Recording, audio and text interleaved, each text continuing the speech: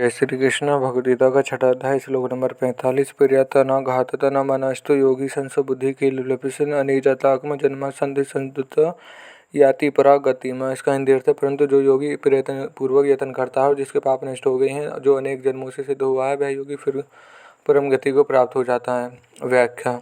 योगियों के कुल में जन्म लेने पर और वहाँ विशेषता यत्न करने के कारण सुगमता से परमात्मा को प्राप्त हो जाता है, परंतु श्रीमान के घर में जन्म लेने का योग भ्रष्ट परमात्मा को कैसे प्राप्त होता है, इसका वर्णन आगे के श्लोक में करते हैं। इस बात का तात्पर्य है कि योग का जिज्ञासा भी वेदों में कहे हुए सकाम कर्मों का अतिक्रमण कर जाता है, उनसे ऊंचा उठ जाता है, तो तब तो योगों में लगा हुआ और तत्परता से यत्न करता है, वह वेदों से ऊंचा उठ जाए और परम गति को प्राप्त हो जाए। इसमें तो संदेह ही क्या। जो परमात्मा को समता को चाहता है और राग द्वेष हर्ष शोक आदि द्वंद्वता में नहीं फंसता, वह योगी है। प्रयत्न पूर्वक यत्न करने का तात्पर्य है कि उसके भीतर परमात्मा की तरफ चलने वाली जो उत्कंठता है, लगन है, उत्साह है, तत्परता है, वह दिन प्रतिदिन बढ़ती ही रहती है। साधन में उसकी निरंतर सजगता रहती है। श्रीमान के घर में जन्म लेने का योग भ्रष्ट पूर्वाभ्यास के कारण परमात्मा की तरफ खींचता है और वर्तमान के भोगों को संग से संसार की तरफ खींचता है। अगर वह प्रयत्न पूर्वक शूरवीरता से भोगों का त्याग कर दे तो फिर वह परमात्मा को प्राप्त कर लेगा। कारण है कि जब योग का जिज्ञासा भी साधन में लग जाता है, उसका तो कहना ही क्या। जैसे निषिद्ध आचरण में लगा हुआ पुरुष एक बार चोट खाने पर फिर विशेष जोर से परमात्मा में लग जाता है, ऐसे योग भ्रष्ट श्रीमान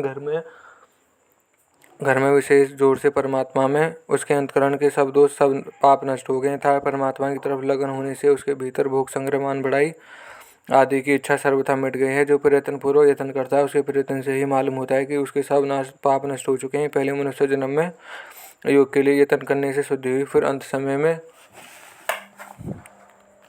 फिर अंत समय में योग से विचलित होकर स्वर्ग आदि लोकों में वहाँ भोगों से अरुचि होने से शुद्धि हुई, फिर यहाँ शुद्ध श्रीमान के घर में लेकर परमात्मा प्राप्ति के लिए तत्वपूर्वक यत्न करने से शुद्धि हुई।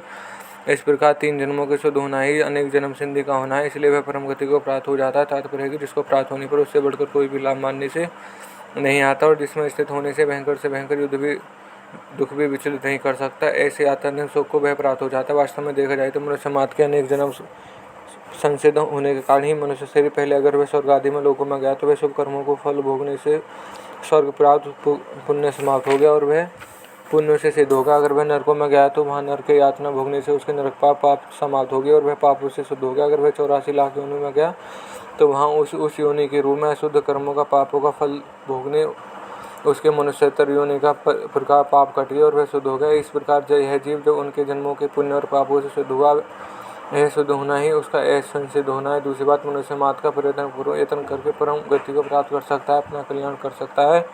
कारण है कि भगवान के यह अंतिम जन्म इस मनुष्य को केवल अपना कल्याण करने के लिए ही दिया। अगर यह मनुष्य अपना कल्याण करने का अधिकारी नहीं होता तो भगवान इसको मनुष्य जन्म ही क्यों देते। अब जब मनुष्य शरीर दिया है तो उस मुक्ति का पात्र है, तो मनुष्य मात्र को अपने उद्धार के लिए तत्परपूर्वक यत्न करना चाहिए। संबंध योगा भ्रष्ट इस लोक और परलोक में पतन नहीं होता। योग का जिज्ञासा भी सत्य ब्रह्म का अतिक्रमण कर जाता है। तो भगवान में महिमा कही है, यह महिमा बस होने की है, प्रत्युत योग की है। अतः अब आगे